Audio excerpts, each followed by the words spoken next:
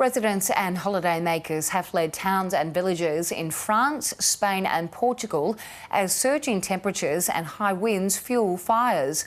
Almost 300 deaths in those countries have been linked to the extreme heat. Well, joining me now from Spain is Aussie expat and writer Brett Hetherington. Brett, just explain to me how far these fires are from your location. Well, the closest one from me is about 65 kilometres away. That's in a rural area close to the city of Manresa. That's already burnt out 1,500 hectares in that area and led to road closures in that area and other areas. The Catalan government has also closed national parks and has prohibited walking in and entering into national parks. No camping in 275 towns. That's now been prohibited also, especially in the north of the country where the heat problems and the fires seem to be at their worst. So the terrain where these fires are happening, is it generally quite rugged and remote, or are we seeing some crossover with townships? Yeah, so some have been close to townships in the southern area, near the city of Malaga. On the southern coast, yes, there was some fires close to that city, and that led to 3,200 people being evacuated.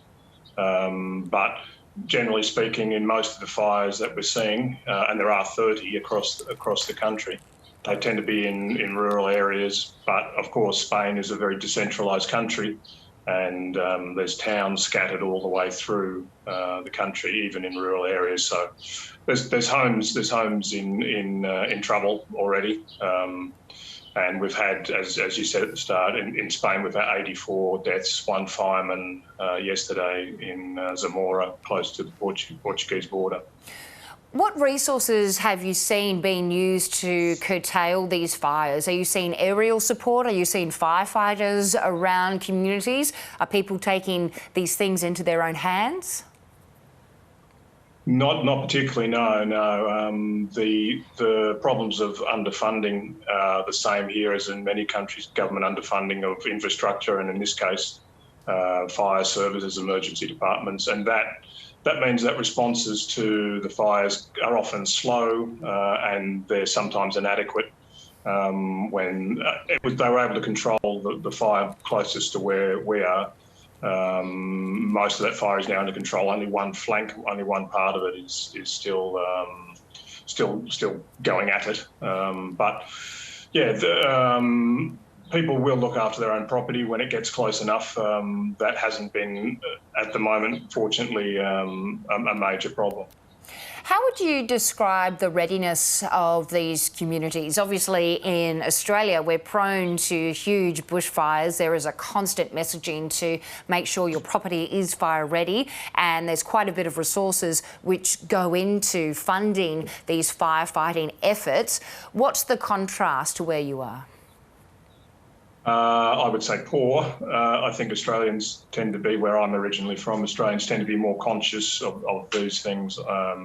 Look, Spain's always experienced wildfires and fires in every part of the country, and that's what we're seeing now, even in the north, which has been less prone to it, which is typically greener.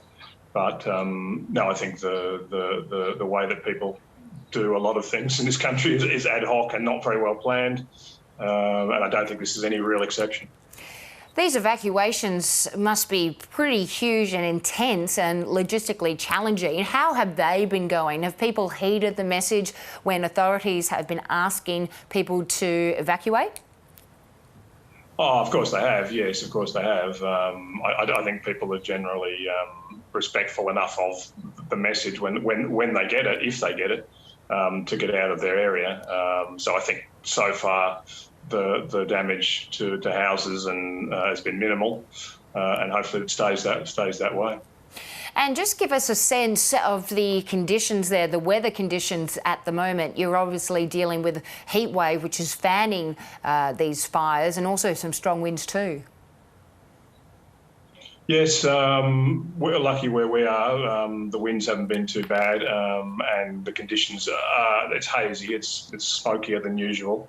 Yes, yeah. The causes of what's actually brought this about, obviously not climate change, but climate crisis itself. There was a part of the jet stream that broke off at the sides of Spain and off to the west coast, the west of Portugal, and that's been pushing a lot of extreme hot air up through the northwest and even into UK, where they've been experiencing 40 degrees in the UK, which is unheard of. In Catalonia, we've had up to 42 degrees.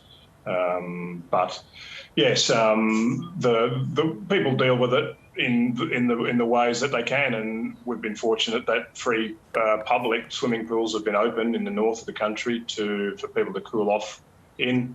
That's been something which I know a lot of people are enjoying, but a lot of people I know are going to be disappointed at the moment, because walking in the mountains, walking in nature, camping, and even barbecues is a really popular form of enjoyment here on the weekends, and a lot of people are on holiday at the moment too, so they're going to be disappointed they can't do those usual things that they do to get away from the city.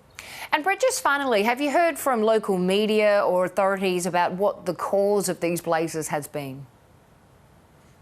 Well, yes, as I said, I mean, we talked about climate crisis, climate change. The other cause that was mentioned was this so-called heat dome coming up from North Africa. Every year we have these problems of wildfires. Some of them are man-made, caused either by accidents, people using fireworks. It's a season, festival season. A lot of people use fireworks in the towns and where they live and outside and around the towns.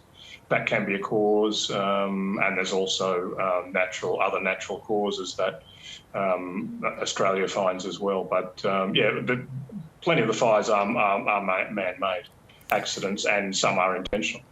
Brett Hetherington speaking to us from Spain. Thanks for your time. Thank you, Lara.